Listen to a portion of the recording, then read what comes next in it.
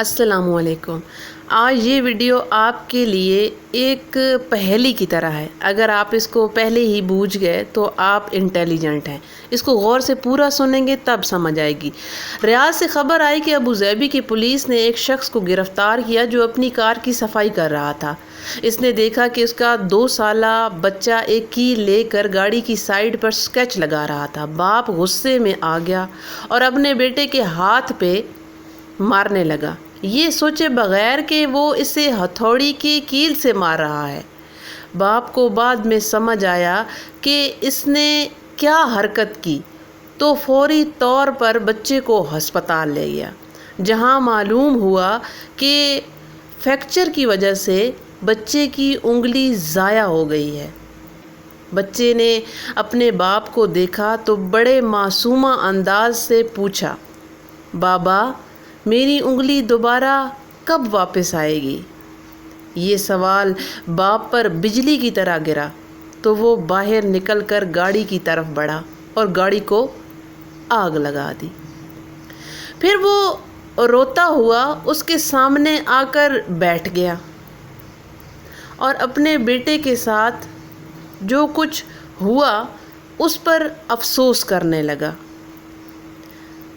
اور جب اس نے گاڑی کے اسکیچ کو غور سے دیکھا تو بچے نے لکھا ہوا تھا کہ بابا میں آپ سے بہت پیار کرتا ہوں۔ باپ یہ صدمہ برداشت نہ کر سکا اور اس نے اگلے ہی روز خودکشی کر لی۔ آئیں تھوڑی دیر پہلے دوبارہ اس کہانی کی طرف جاتے ہیں کہ کیا کوئی گاڑی کی ہتھوڑی سے گاڑی کو صاف کرتا ہے؟ لڑکا 2 سال کا ہے، کیا یہ جملہ لکھ سکتا ہے کہ بابا میں آپ سے بہت پیار کرتا ہوں؟ اور کیا اتنا چھوٹا بچہ بول کر کہہ سکتا ہے کہ بابا میری انگلی دوبارہ کب آئے گی؟ اور ابوظہبی پولیس اور ریاض کے درمیان کیا کنیکشن ہے؟ خودکشی کرنے والے باپ کو پولیس نے کیسے پکڑ لیا؟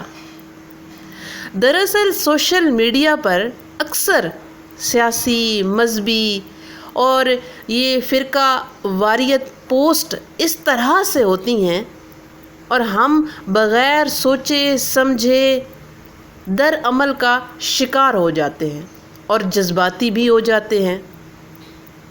ہمارا دماغ اور ہماری سوچیں ہم سے چوری ہو جاتی ہیں اور ہمیں محسوس تک نہیں ہوتا۔